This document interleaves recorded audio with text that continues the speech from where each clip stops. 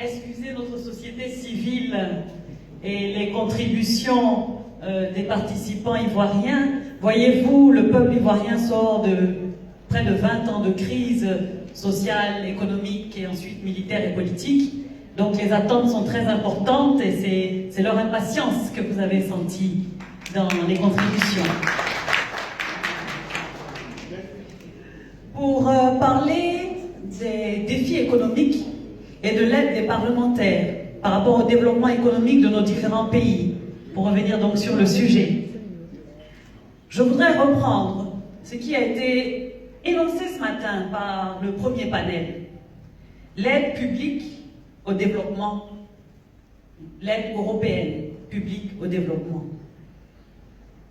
Pour ma part, je ne comprendrais pas, et je pense que c'est pour ça qu'il y a des crises comme les crises des gilets jaunes en France, etc. Je ne comprendrais pas que l'argent des contribuables européens finance le développement de pays qui ne sont pas démocratiques.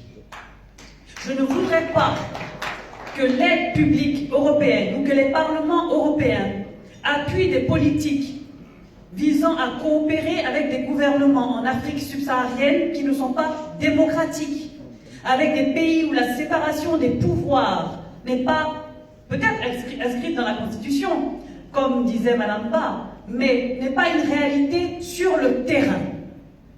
Pour prendre le cas de la Côte d'Ivoire, pays qui aujourd'hui, paradoxalement, accueille ses assises, le Parlement ivoirien peine à contribuer à la démocratie et à la prospérité de la Côte d'Ivoire. Le Parlement ivoirien est empêché par une trop forte implication de l'exécutif de jouer son rôle. Je pourrais même parler du pouvoir judiciaire, mais aujourd'hui nous sommes en parlementaire, donc je vais me tenir qu'au Parlement. Le Parlement ivoirien est réellement empêché de fonctionner. Tout à l'heure, un des participants a demandé si les députés étaient au-dessus de la loi. Je peux comprendre sa question. Il a soulevé une anecdote que j'ignorais. Bon, c'est quand même 322 000 km², on ne peut pas savoir ce qui se passe dans toutes les chaumières ou à tous les coins de rue.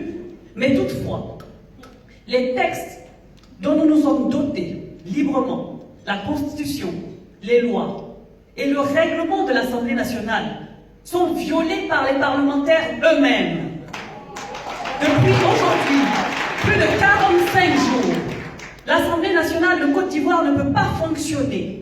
Il y a un blocage au niveau institutionnel. Parce que le président de l'Assemblée nationale, c'est dommage qu'il soit parti avant mon propos, de toute façon je suppose que ça lui sera retransmis, parce que le président de l'Assemblée nationale n'entend pas respecter le règlement de l'Assemblée nationale.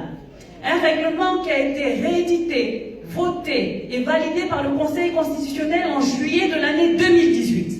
Un règlement qui demande que dans tous les organes de l'institution, l'opposition soit prise en compte, conformément à une proportionnelle, un quota. Alors tout à l'heure, notre collègue député du Mali trouvait que c'était tellement évident que dans tous les organes, l'opposition malienne soit prise en compte en proportion de l'effectif des députés. Mais sachez qu'en Côte d'Ivoire aujourd'hui, là où nous nous réunissons, 20 pays présents, pour parler de démocratie et pour parler de prospérité, pour parler de la contribution des parlementaires, le pays hôte n'est même pas capable d'avoir une Assemblée nationale qui respecte les textes. Alors l'appui aux défis économiques doit se faire pour les pays qui, eux, sont des bons élèves. Un peu comme au moment du discours de la Baule, où on a demandé le multipartisme aux pays africains et qu'on a conditionné FMI, Banque mondiale, Bretton Woods à cet accès au multipartisme. Nous avons, oui, aujourd'hui, les bases, la liberté d'expression, la liberté de militant. Nous avons effectivement aussi le défaut qui va avec la transhumance des élus qui blessent leurs électeurs. Je suis fier, je suis un député indépendant, restez indépendant. Voyez-vous, tout à l'heure vous avez dit que la plupart d'entre eux sont partis. Mais au groupe Vox Populi, nous sommes une dizaine de députés, nous sommes indépendants et nous sommes restés indépendants. Nous n'entendons pas faire allégeance au parti au pouvoir. Mais par contre, nous entendons nous battre quotidiennement avec l'aide des parlements européens, avec l'aide des parlements africains, pour que l'Assemblée nationale de Côte d'Ivoire joue pleinement son rôle et je vous remercie.